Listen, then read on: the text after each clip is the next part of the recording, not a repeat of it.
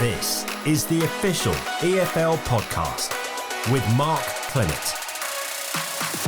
Hello everybody, welcome to the official EFL podcast with me, Mark Clement. And suddenly, for the vast majority of teams, the end of the season is upon us. Just 3 more weekends to go, and for some, relief that they're over the line. We're literally about to restart the game, and then obviously we get news at the game. Our supporters start cheering, so then we realise that we've been promoted. So then there's actually an extra lull in the game because it's only natural to start celebrating. We'll recognise one of the EFL's community champions of the year. We see ourselves very much of using the badge in terms of education and enablement for community groups in all of the EFL Trust projects and programmes. And back on the field, we'll meet the Sky Bet Championship manager whose team are fighting to avoid the drop.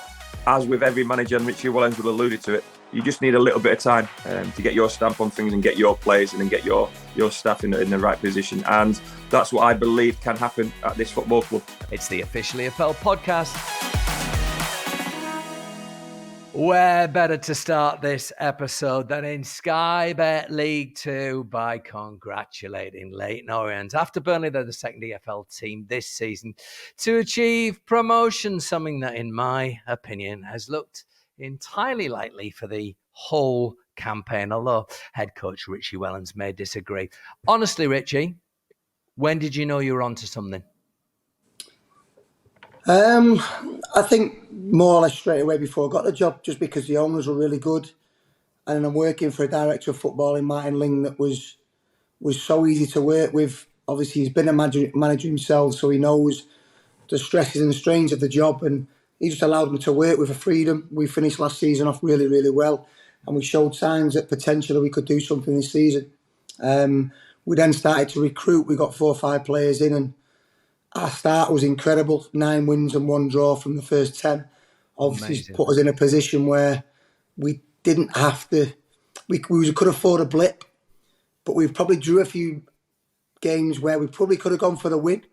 But the situation that we was in and the position we was in, we knew that if we just kept keeping the points tally ticking over, then we would get to where we want to get to. Because, Richie, so much of being involved football in the main involves striving to achieve something.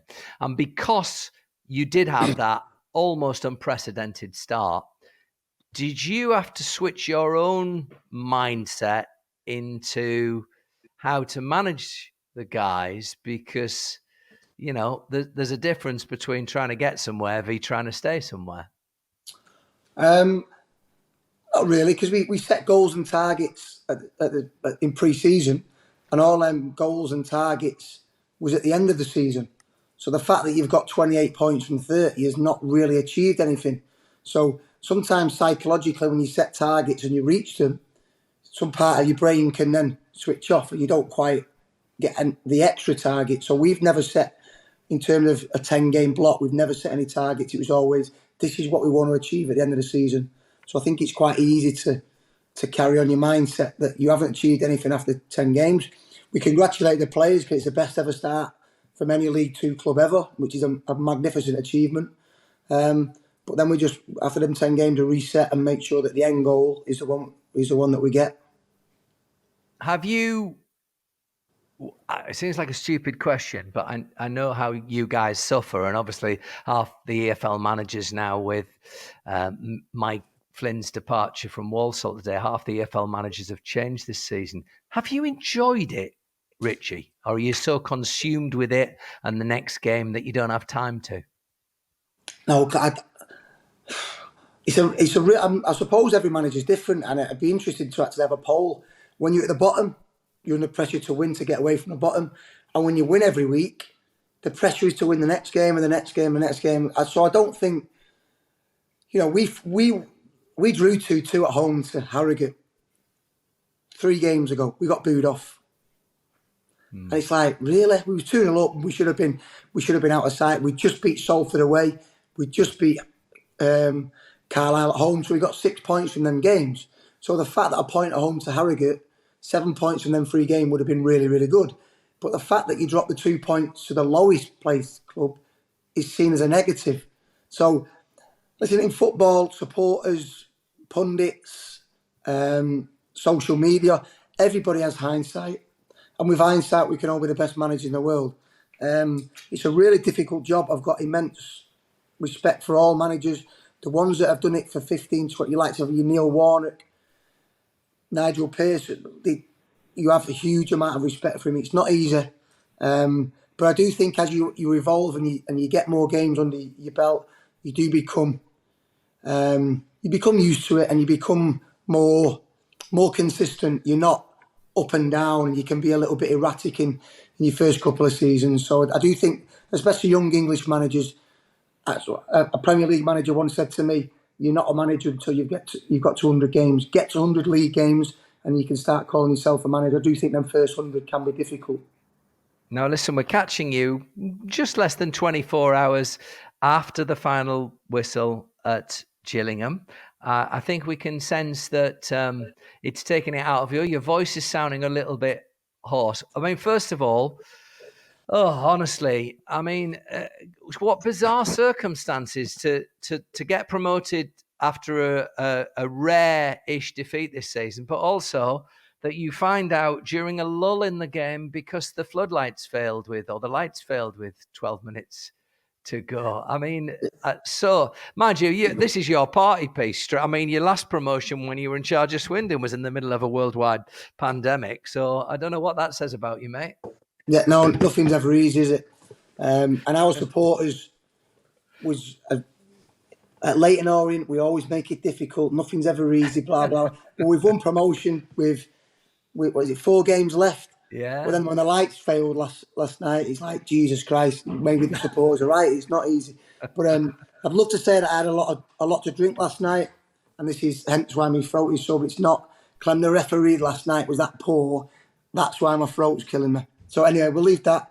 No, I just think that when you celebrate like that, it's surreal. The lights have just gone out. Yeah. You know that there's 10 minutes of the game left. We're waiting for the Swindon result in because the other 2 teams, Stevenage and Northampton, have won. And then we're about to kick off, and it's 90 plus 10 at Swindon v Bradford. We're literally about to restart the game, and then obviously we get news at the game. Our supporters start cheering, so then we realise that we've been promoted. So then there's actually an extra lull in the game because it's only natural to start celebrating. So, yeah, really, really surreal. But we do have 2 home games now, which obviously gives us another opportunity to celebrate. I get that, but because it was not only the 11 that were on the field that were celebrating, but all the subs came on, the backroom staff and everything. Did you have to ask permission from Forth to come running on the field? Because you know what the game's like these days. You all go piling on like that and stuff. Did you ask permission? So what it was is the lights have come back on. Yeah. The referee then pulled myself and Neil Harris and said, "Are you happy just to kick off straight away without any warm up?" We said, "Yeah, let's just crack on. It's getting on now." We knew that we'd lost the game. We was down to 10 men, and the referee then decides to go off with his 4th official and the 2 linesmen, and then leaves us stood outside for another 10 minutes. So it wasn't like we've run on the pitch and the referee's out. The referee was actually off the pitch as well. Oh, okay, gotcha.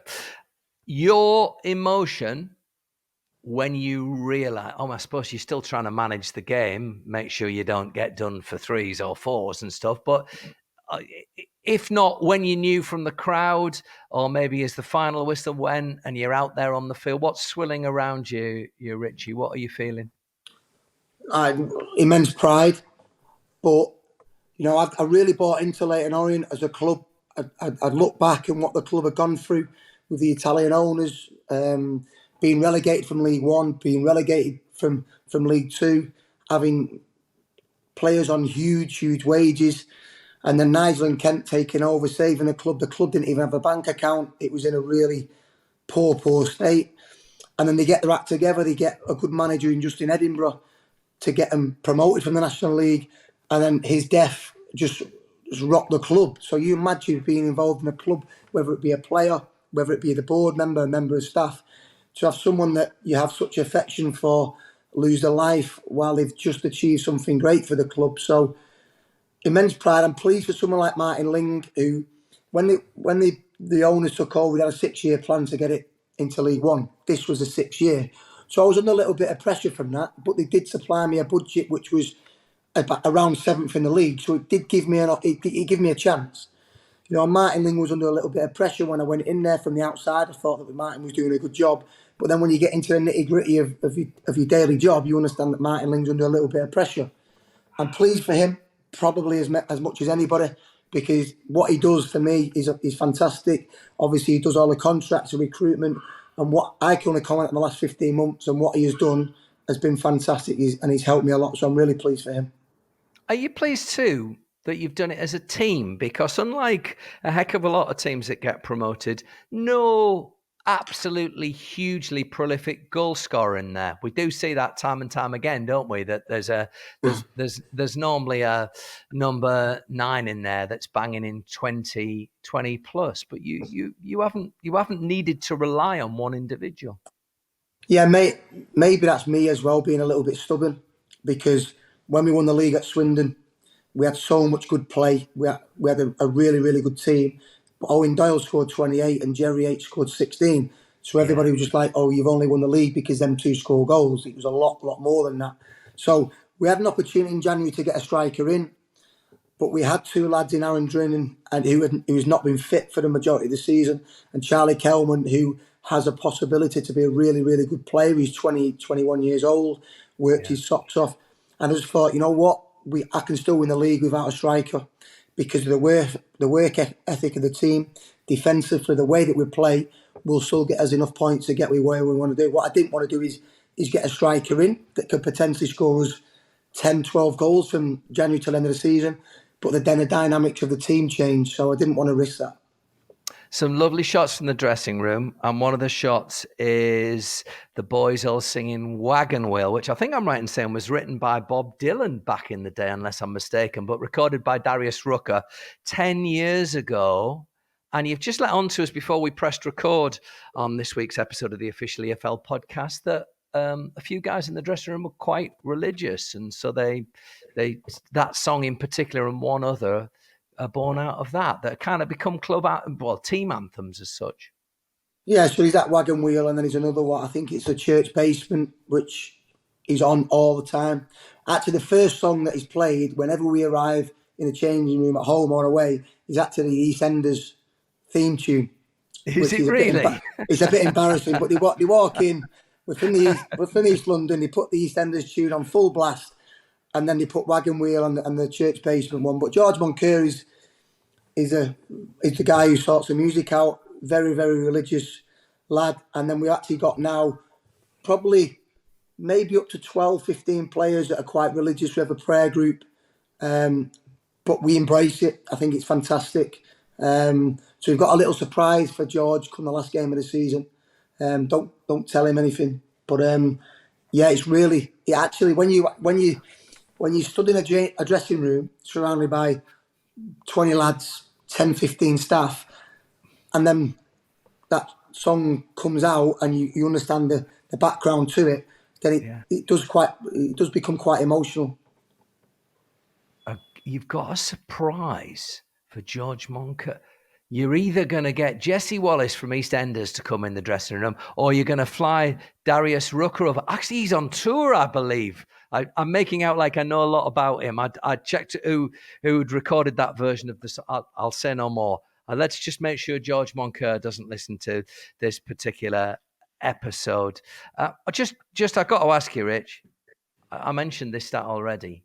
Half the EFL managers changed this season. I mean, it's bonkers, isn't it? Yeah, it's ridiculous. I mean, I listen. I guess we get runs of form. For poor Mike Flynn, who's the latest, it's one league win in 20. An owner has a right to change, but I mean, not only that, Richie.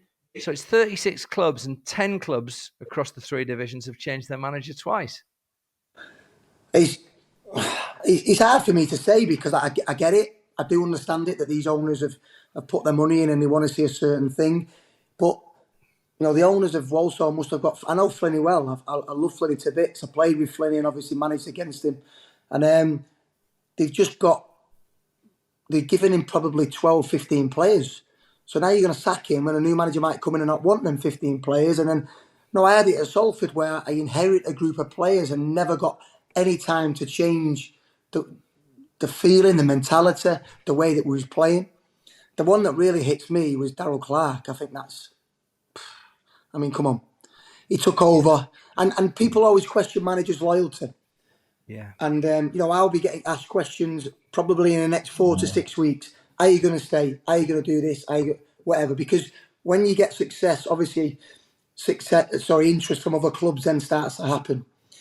And you as a manager want certain things. We at Leyton Orient, I took over in 20th. Darryl Clark took over in 18th. He took Port Vale to Wembley. He had horrific circumstances in his private life and then signed a 5-year deal. Surely his remit within that 5-year deal is to go up to League One and stay up. With all due respect to Port Vale, they cannot go up for example, if Ipswich go up to the Championship with the financial muscle, they could probably give it a go to go again. Port Vale can't compete with Derby, Ipswich, Portsmouth, They can't compete. So surely staying in League One is the first stepping block to then build your club in League One. And Darryl would have kept them up. I think the 6 points clear, and he would have kept them up. So to change is just... So whenever supporters say loyalty, this, that, the other, I think sometimes clubs have to look at themselves. I recently signed a new contract at Leyton Orient on the basis that certain things are put in line and everything is in black and white about what our achievements are like. Short term, medium term, and then obviously you sign a 3-year deal, what it looks like after 3 years, because I just think it's too... And I've seen Vincent... I'm going on too long now, sorry, Clem. No, you're not. This is what you're on for, and we want these opinions. Please continue. Yeah, I seen Vincent Kompany's interview when he spoke about Patrick Vieira. Patrick Vieira's just gone through Manchester City twice, Man United, Arsenal, and played all these games, and he's not winning 7-8 games. Give him the opportunity to play against the teams in and around him. And Roy Hodgson is a fantastic man. He's gone and he's won them games, and it looks brilliant for Roy, and it looks really bad for Patrick. But that was probably coming. Crystal Palace have really, really good players who can win games against the bottom 12 of the Premier League. What they can't do is compete with Arsenal, Man City twice, Manchester United, Chelsea on a consistent basis when you play them so close together. I think it's really, really difficult for managers. I don't care who you are. Every manager has a blip. I had a blip in January with Leyton Orient. Sir Alex Ferguson had a blip for 3 years at Manchester United. And he's the best manager this country's ever seen. So I do think that if you develop your relationship from the owner to manager and you come through these blips, it gives you confidence, and you know that the next blip coming, that the owners are going to back you. So you make clear decisions, and decisions for the benefit of the long term for the team and the club. When you feel as you're under pressure, you make rash decisions, what impacts the next 24 hours, the next 48 hours, the next game. And I think that's totally the wrong way to go about it.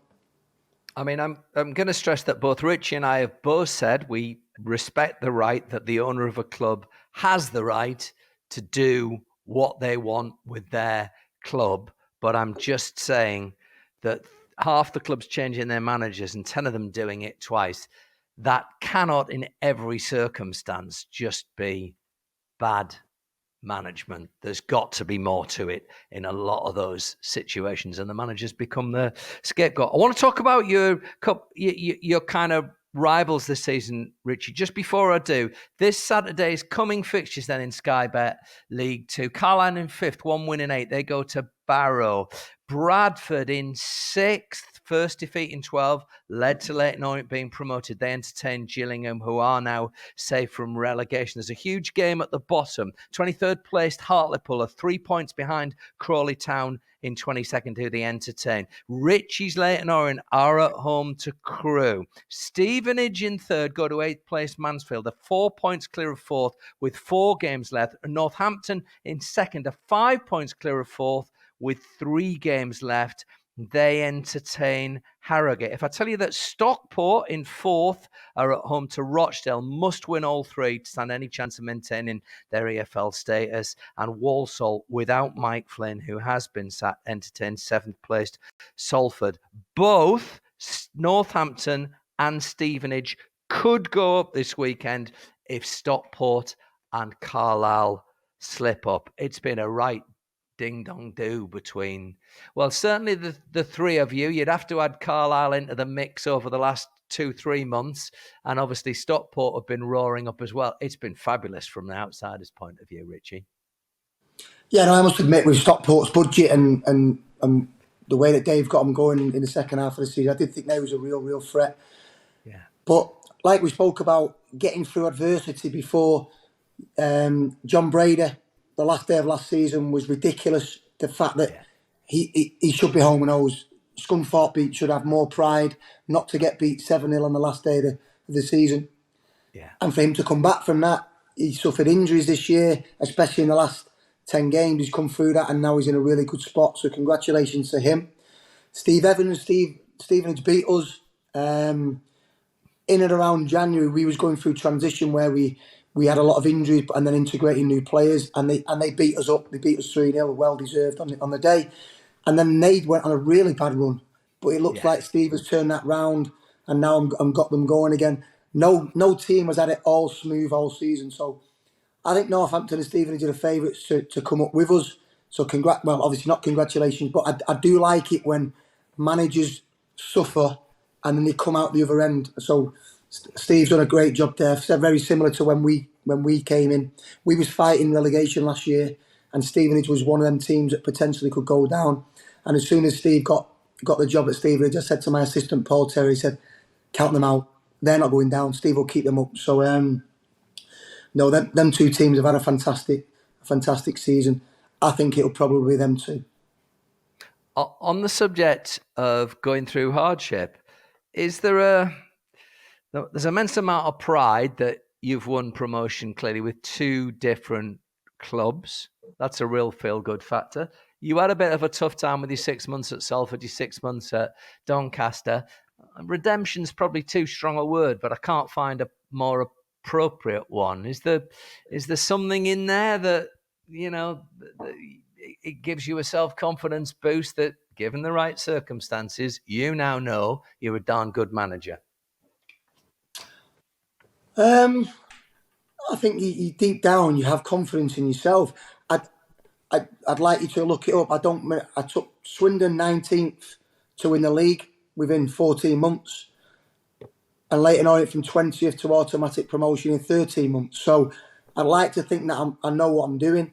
The Salford one I've learned from. I wasn't myself. I managed upwards really poorly, and I took solace from that and a lot of reflection. And I think that job helped me in this job. To be honest, Clem, Doncaster, I was swimming with no arms and no legs. And again, you look at the managers before me. Andy Butler, it was really tough for him. He won 3 in 25. Darren Moore's last 6 games at Doncaster, when the loan players went and Ben Whiteman left the club, was sold to Preston. He drew 1, lost 5. He's seen what was coming. He's seen Sheffield Wednesday on the rise and he couldn't wait to get out. Then it was Andy Butler. Then it was me. Then it was Gary McSheffrey. Really tough for Gary in his first job. The club are relegated. And now Danny Schofield has gone in. And I like the way that Danny coaches. But if you don't have players, Clem, if you don't have a budget, I'm paying lads £400-500 a week in League One. I'm playing Sheffield Wednesday away and Barry Bannon's on the whole of my budget. You can be the best manager in the world. I guarantee you, for me, Pep Guardiola is the best manager he's ever been. Look at the clubs he manages, and when he's got a problem at right back, do you know what he does, Clem? He goes and spends 50 million on a right back. And when he needs a goalkeeper, he goes and spends 60 million on a goalkeeper. He's brilliant at interacting them big egos and getting to play different styles, and he's fantastic at it. But if you don't have the players, it's a really hard job. Football for me is all about players. Are they coachable? Are they dedicated? Are they adaptable? And have they got enough quality? And for me, if you mix all that in a pot, if you're a manager and you have all of that and you don't get success, then you're a poor manager. But if you're given the opportunities and you get results, like a Pep does, you look at Jurgen Klopp. Fantastic. Load of injuries at Liverpool in the last 6-8 months. They're 8th in the league. He's the same manager. It's all about players, Clem. And if anybody tells you any different, these young lads now that want to go on his coaching management journey and they want to rip it up and invent things that are not... It's all about players. You can come in with these ideas and you can have this brilliant thing in your mind, how do I transcend this across some of the players? Great. But if the players can't do it, you need to be adaptable and you need to manipulate and manage yourself around certain situations. And for me, that's what I've done. Is Leyton Orient the team that I want it to be? No. I think we've got a couple of levels that we can go. We can get better. But with the players that we have, we've tried to maximize and squeeze everything out of them possible. And I think that in itself is what a good manager is. Sean Dyche is an outstanding manager. His win rate in the Premier League will be 30% at Burnley. 30. If you write it down saying your win rate is 30%, people, what, 30%? You have a win rate at Burnley in the Premier League and you keep Burnley up. Brilliant. Brilliant. So it's all about, what have you got to work with? What can you achieve? And for me, I took a team over. Paul Cook once says to me, Rich, try and always take a job. He's a football pyramid. Yeah. At the time, Manchester City was number 1 and Macclesfield is number 90. Right? Try and take a job where you have room to work with that pyramid. I took over at Swindon, which was 88th in that pyramid. Swindon should never be 88th. I left them who was about 60th in that pyramid. Leyton Orient was about, again, 89th in the pyramid. And now they're going to move up 20 places in that pyramid. If you go in, I think Matt Taylor at Rotherham has done a fantastic job.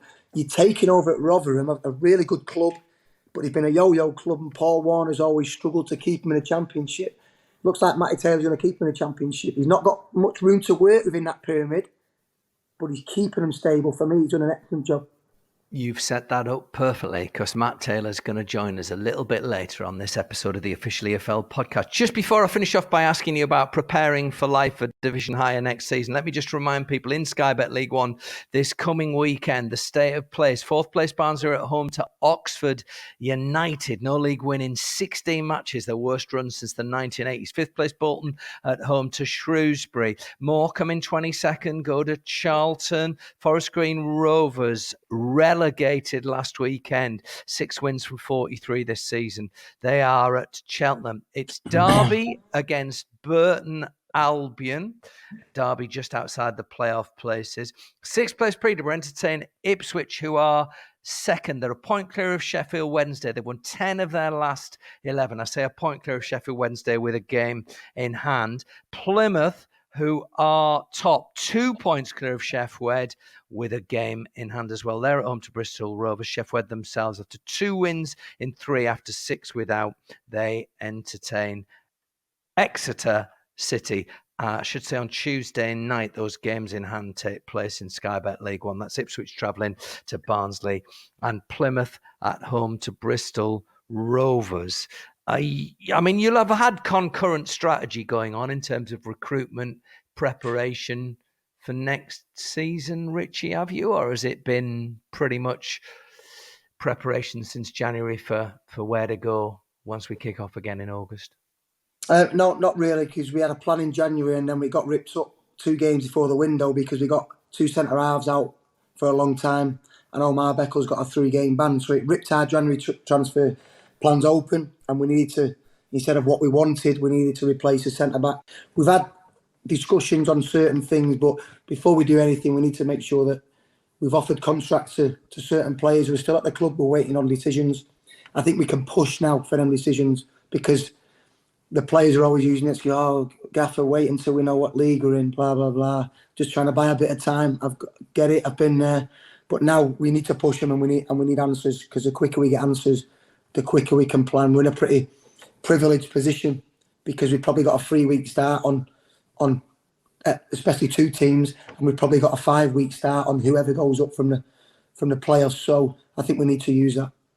Yeah, most definitely. Mate, I'm absolutely delighted for you. What will it take to establish Leyton Orient in the next division? Again, consistent messages. You know, everybody singing from the same hymn sheet. If you can go and spend a load of money on certain players, but if the infrastructure and the foundations are not right below them players, then it's never going to work. So I'm quite relaxed about it. We will have a budget that will, you know, if we can finish mid-table, it'd be a fantastic season. But I think there's a big jump from league League Two to League One. I think there's an even bigger jump from the bottom of League One to the top of League One. You get a real big mix in League One. A lot of teams that have come up from non-league, the likes of Fleetwood, Accrington, Cambridge, all of them have been flickering with non-league, League Two, and done great to get to League One. But then you get the monsters that have been in the Premier League, and it's a really difficult league. So it's probably the first time I'm ever going to go into League One where I have a budget that can compete. I've always had probably the lowest budget in the league, and I'm finding it really tough. Can't get players to sign and all of that. So there's no excuses going forward. Mate, I am delighted for you. Tell me that once you've got the title secure, you will allow yourself a little half of lager, and you will take the missus and the family away for a little bit of a break and just press the reset and have a refresh, won't you? No, I think that's important for any manager. I mean, I see managers on holiday and some of them got the phone in the hand. Why? You've got director of football. So I'll say to Lingy, I go away on the 21st. I take the family to Dubai. No one ring me because my phone won't be off. I might have an hour while I'm on the sun lounge and just check a few things, check who's signing what or whatever's happening. But if any agents ring me, I'll just put them on to Martin Ling, Steve Foster. And you need a break because otherwise, you know what? You go do lally, Clem. Are you a sun worshipper? Does Richie Wellens on holiday? Is he in his trunks on his sun lounge just soaking up the sun, or do you like the parasol? Do you read a book? Do you listen to music? How do you relax on holiday? No, it's quite weird because I've actually changed. When I was younger, when I had young kids, I wanted to put some oil on. I wanted to sit in the sun for 6-7 hours, and I wanted to get a real good tan to go back home with. And the kids are like, "Come on, Dad, come and play." And I was like, "Just give us 5." Now, the kids are older and can go off and do what they want. Now I find it really difficult to sit in the sun for a long period of time. So, yeah, it's swung. Mate, listen, good luck getting the title secure. Congratulations on your magnificent achievement. Thanks, Richie. Cheers, Clem. Top man. The official EFL podcast with Mark Clement. This week, the EFL's Community Awards took place at the Houses of Parliament, with clubs and players recognised for their outstanding work over the past year. Full list of winners can be found on the EFL's website. We can speak now to Marilyn Smith from MK Dons Sport and Education Trust. They were the Sky Bet League One divisional winners of the project of the season for their Knife Angel anti-violence campaign. Knife Angel. We'd better just outline for people exactly what we mean by that. Okay, it's the National Monument Against Violence and Aggression, and it's a 27-foot tall, that's just over 8 metres, sculpture which was designed using 100,000 knives that have been gathered in through stop and search, through raids, amnesty bins, things like that. And within it has over 80 families where a knife which has had an inscription on have actually contributed to the sculpture. And it's in the form of an angel with wings and quite an imposing statue that stands and is used as a prompter for conversations and engagement with the community. My ears are drawn to the word national and why it therefore ended up within Milton Keynes. Yeah, I mean, it's a sculpture that's been touring around the UK, and at the beginning of 2022, we had a number of deaths related to knife crime in Milton Keynes, and that kind of put a shockwave through the community in terms of needing to do something to prevent it escalating.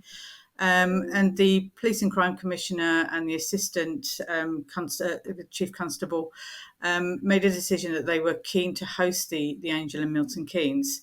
And I got involved in terms of saying, really think you should put this at the stadium because we have such a huge footfall around the site on a regular basis that it would be a shame for us not to be involved in using the badge as a catalyst for engaging people.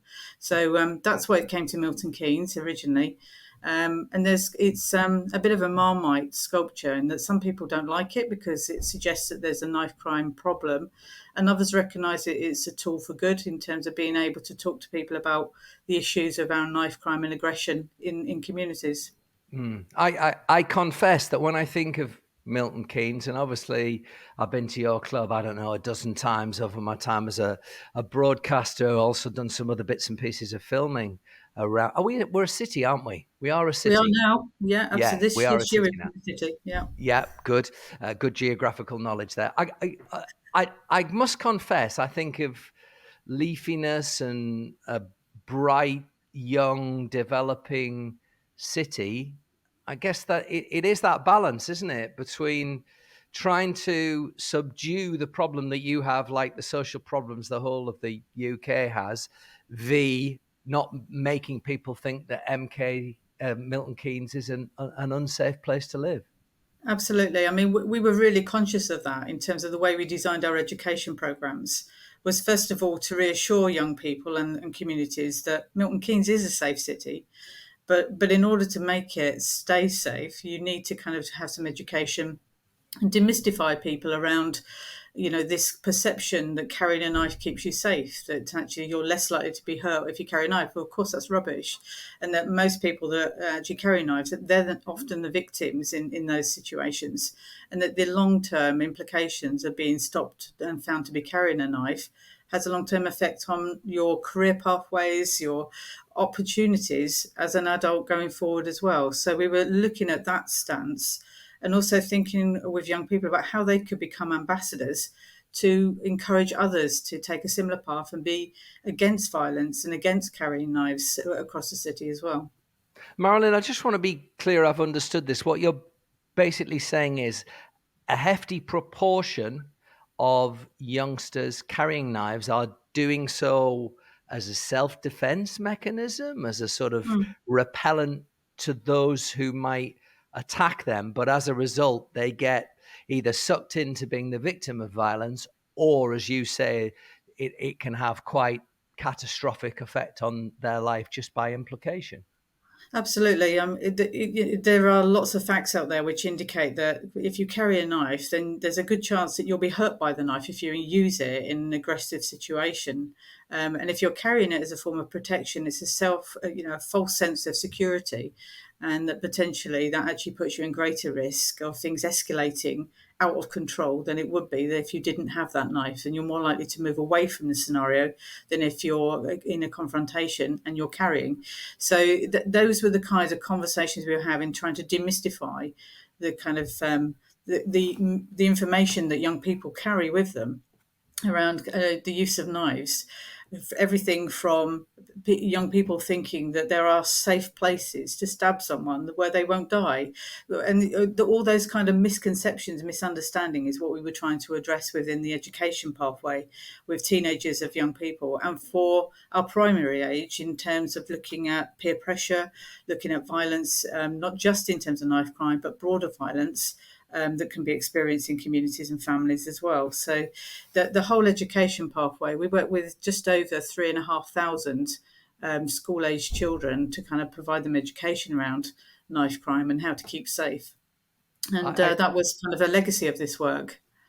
I mean, I don't want to be too mawkish here, but I'm imagining that during the research and development part of educating those 3,500 youngsters and agreeing to put the statue at the stadium, you would come across some pretty devastating stories of families that have been decimated as a result of knife crime.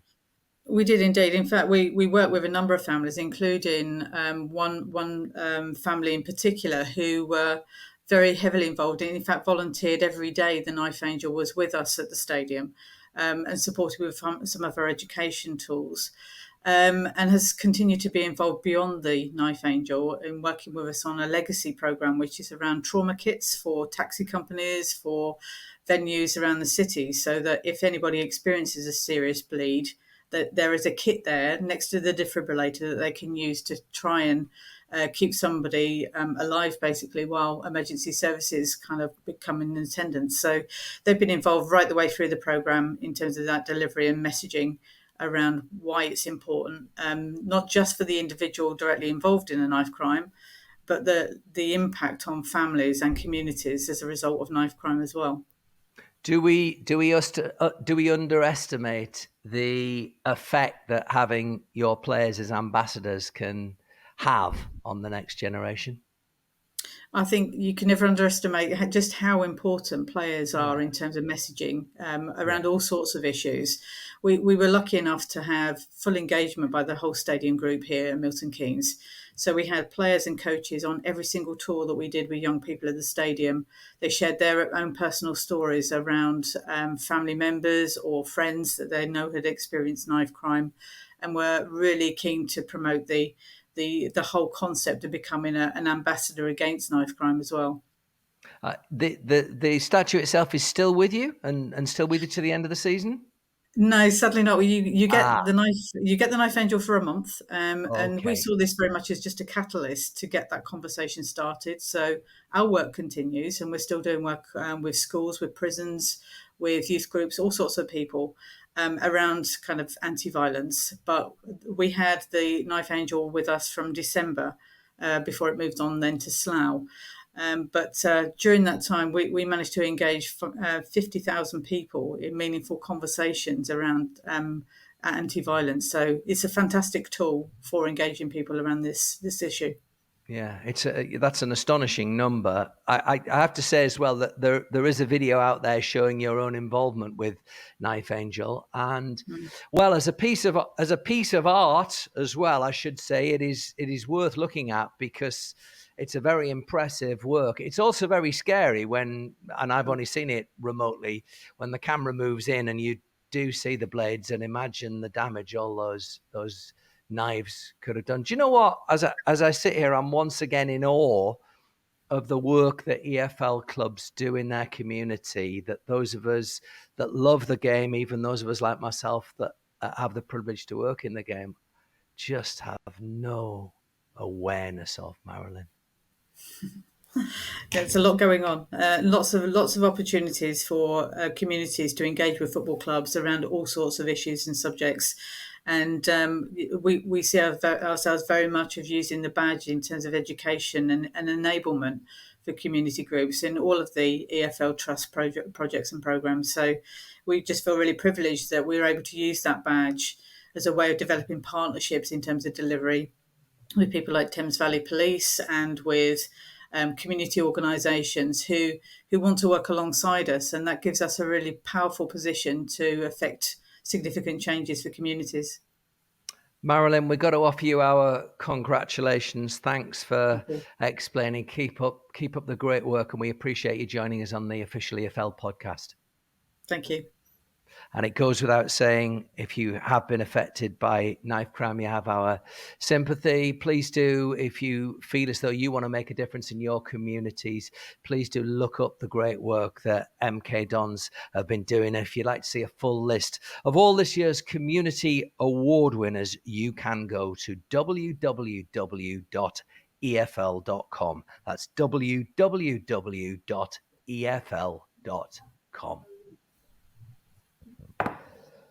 Spectacular, Marilyn. Thank you very much. You're very welcome. The Official EFL podcast with Mark Clement. To the battle to stay in the Sky Bet Championship. Rotherham United are one of 5 teams from them in 18th to Reading in 22nd, currently separated by just 3 points. We can talk to manager Matt Taylor. I can't help but feel, Matt, that this must be all consuming, isn't it? When you reach this point of the season, when the stakes are so high and the margins are so fine, it must be in your head just about all the time. It is, but no different to the start of the season, no different to the middle of the season. Any manager will tell you that your footballing thoughts are never far away from you. And obviously in terms of the pressure everyone feels towards the end of the season, knowing what's at stake, you still have to find a way to find some sort of enjoyment and satisfaction in the work you're doing. As long as the players are given absolutely everything, which I'm sure all players are at all different levels, including our own, then you can sit there comfortable in the knowledge that you're doing everything you possibly can. But as it ramps up game by game and you get closer and closer to, is it squeaky bum time at the end of the season? We all know what's coming. Yeah, you've still got a smile on your face. Obviously, you like to do things all at once because you'd got your son came along just at the point you were moving as well.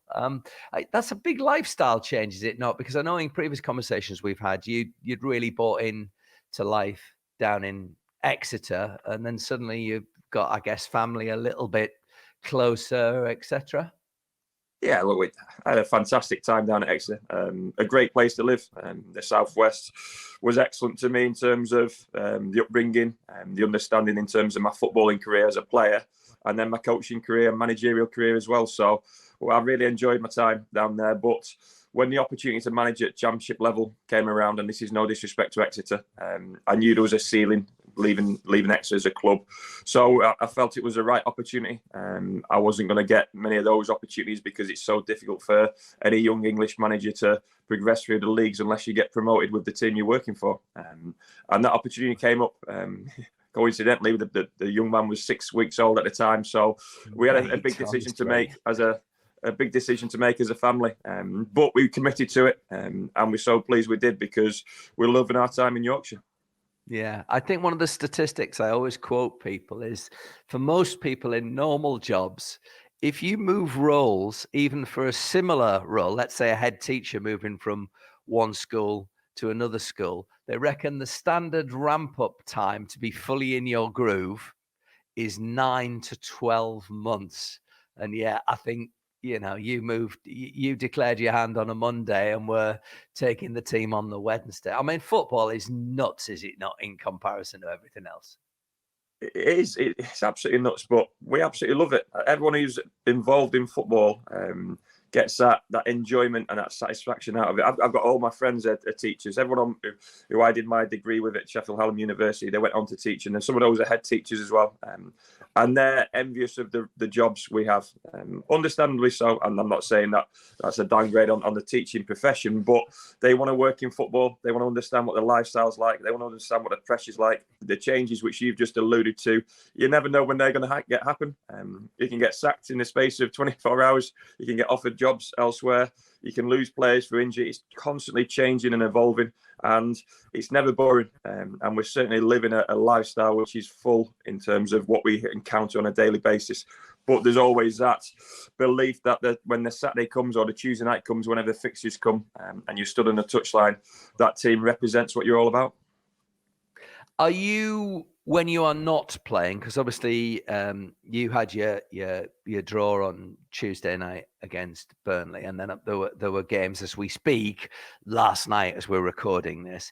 Are you very much looking all the time and torturing yourself with, they've dropped in the bottom three, and they're behind? Or are you a kind of, right, I'm going to get away from this and just take it all as one hit at the final whistle, albeit a couple of the teams playing as we speak last night you've got to face in the next week? What's your strategy on that front? Look, you can't not look at results. You can't not know about what's going on. No, I wasn't saying that. What I meant was, are you literally looking constantly with your phone in your hand or watching one of the programs and the stuff's coming in, so every single goal that goes in that has a consequence, you're taking that hit?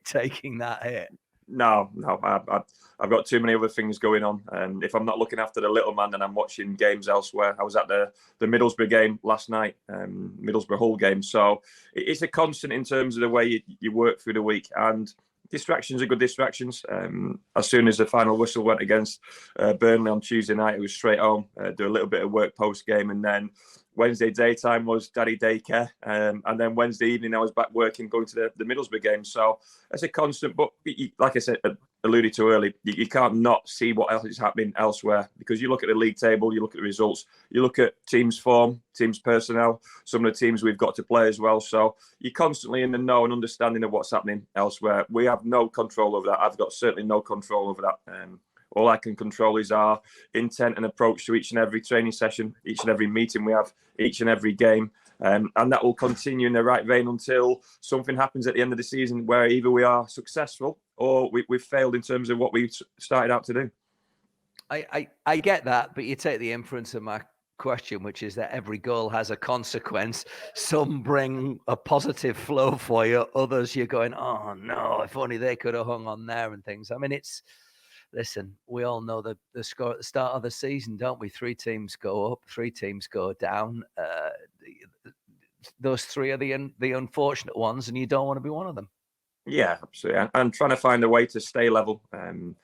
Even though we drew the game on Tuesday night against the champions elect, it was such a high moment with the equaliser towards the end of the game. But keeping the players grounded, because when we do lose, and we do lose games at championship level, when we do struggle, they have to understand that can't go into whatever's next. So, and that goes in hand with the way a manager or coaching staff or any member staff conducts himself.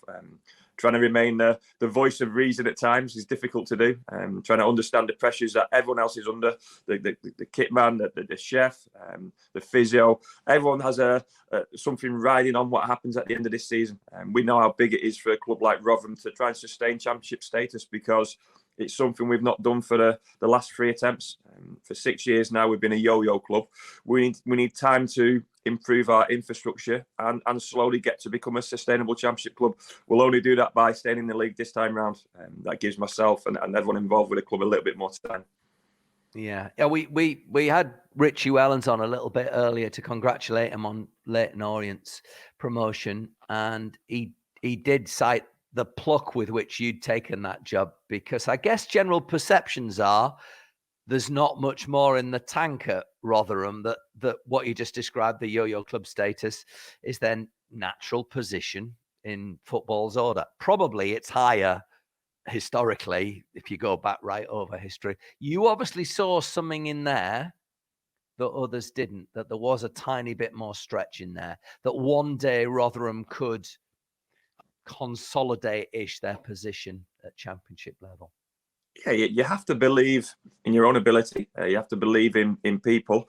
You look at other stories elsewhere, Coventry, Luton, various clubs at championship level who have found a way of staying in the league, by hook or by crook, finding a way of just keeping their championship status for a certain period of time whilst you figure it out, whilst you learn more and more, whilst you get the players in you need, whilst you wait for the investment which every club needs at championship level. We'll always be in a certain bracket of championship status or championship levels. We're in the brackets alongside the Wigans, the Blackpools, who have always been strong League One clubs and then struggled at championship level. But we're trying to change that. We're trying to change the mantra. We're trying to change the narrative. We're trying to start a new journey as a championship club, which can stay as a championship club regardless of who's managing the club or running the club. That's certainly our aim and intentions. And there's some great examples above us. Like I said earlier about some of the clubs that I've mentioned, there's some fantastic examples that you can compete with the big boys if you get it right on and off the pitch. Certainly something we're looking to do, but we know how big these next 4 games will be to allow us to do that. Yeah. Is there a switch that I suppose you'd flicked a little bit with Exeter's promotion from striving to get somewhere? You were, during your time at Exeter, you were trying to get out of the top end, to, I suppose, when you had your first couple of months with Exeter, and now it's a similar situation with Rotherham, staying somewhere. That they seem like very different objectives. Yeah, but you have to understand the level of your own team. We understood the level of our team in League Two at Exeter. We were generally quite a strong team, and we were able to gain points off the back of that. Now, the moment you jump a level, which we did at Exeter, to League One, you have to understand that, you're up against better players, better teams, better equipped opposition, and it's no different with Rotherham at championship level. But it makes it sweeter. It makes the challenge more giving. There's so much to come in terms of what I believe this club can achieve. Like I said, we've got a fantastic stadium. There's changes needed at the training ground. But as with every manager, and Richie Wellens will alluded to it, you just need a little bit of time to get your stamp on things and get your players in and get your staff in the right position. And that's what I believe can happen at this football club. And they've shown they've done it before. I've mentioned the last 6 years have been a yo-yo club. Previous to that, they did stay at championship level, and they did it sometimes in a more comfortable nature. Now, we know we're a long way away from promotion and playoffs at championship level, but mid-table is not a million miles away in terms of points. It feels a million miles away right now because the points tally is so tight at the bottom end of the championship. But we're sat on 46 points right now. We're only sort of 5 or 6 points away from mid-table mediocrity, so to speak, which is an incredible thing to say. So we're not that far away, and 6 points might look like 4 players coming in the off-season, or a bit more luck with injuries and the way the games go. We don't feel we're a million miles away from it, but right now we understand what's in and around us. And just to underline that tightness, if I might just run through this weekend's fixtures, Matt. I mean, I've already mentioned, you've alluded you're not far off mid-table. I've already mentioned that you're one of 5 teams, 3 points from 18th to 22nd. Actually, when I look at the top end of the table as well, from Millwall in 5th down to Preston in 11th, that's 7 teams separated by 3 points as well. Let me just tell you what can happen this forthcoming weekend. Should say that Sheffield United are playing in the FA Cup semi-final. By the time they pick up in the league, which would be midweek next week at home to West Brom, depending on the Borough's trip to Luton on Monday night, Sheffield United could be promoted with a victory. Huddersfield don't play because they would have been Sheffield United's opposition. Here are your fixtures then. 3 o'clock Saturday, Blackpool in 23rd, head to Birmingham. Matt, Rotherham go to Bristol City. Burnley, you need one more win for the title, entertain QPR. Briefly dropped into the bottom 3 in midweek before managing to pull themselves back out. 2 wins in the last 27. Cardiff, after their good midweek winner at home to Stoke. Coventry in 8th, entertain Reading in 22nd. Actually, Watford in 12th, they're only 5 points off the playoffs. They go to Hull. Norwich in 10th at home to Swansea. Wigan need at least a point or they'll be relegated. They entertain Millwall in 5th.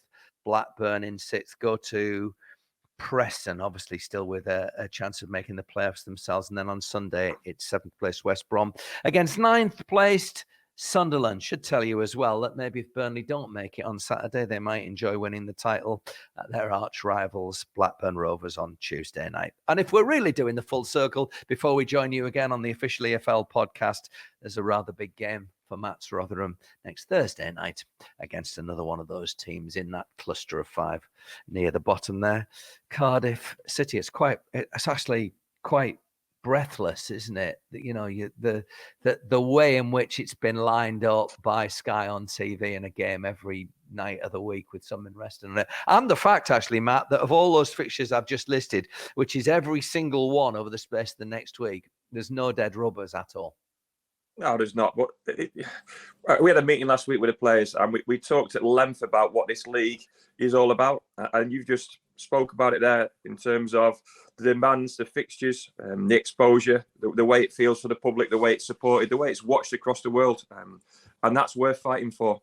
We're fighting tooth and nail to stay in this league. We're doing everything we absolutely possibly can. And that's worthwhile because it's the best league bar the Premier League. And now we feel a long way away from the Premier League right now. But in terms of those who've been through the journey of EFL football, the Championship is where you want to be. And like I say, that is worth doing everything you possibly can in your power to stay in. I'm sure every other manager is saying the same in our position or a similar position to ourselves. And a lot of players will be in the same boat. Easier said than done, but that is worth wanting to get another season at this level. And then, like we spoke about, you might have a little bit more time to gain momentum and stay a little bit longer. We wish you well. Good luck, Matt. Thanks for talking to us. Brilliant. Thank you. That is it. A big thank you to Matt Taylor, to Marilyn Smith from MK Dons Sport and Education Trust, and to Richie Wellens. If you've enjoyed it, please do give us a 5-star rating. Press the subscribe button and share on your socials. If you'd like to get in touch, our email address is podcast@efl.com. That's podcast@efl.com. I'm Mark Leonard. Join us again soon for another episode of The Official EFL Podcast.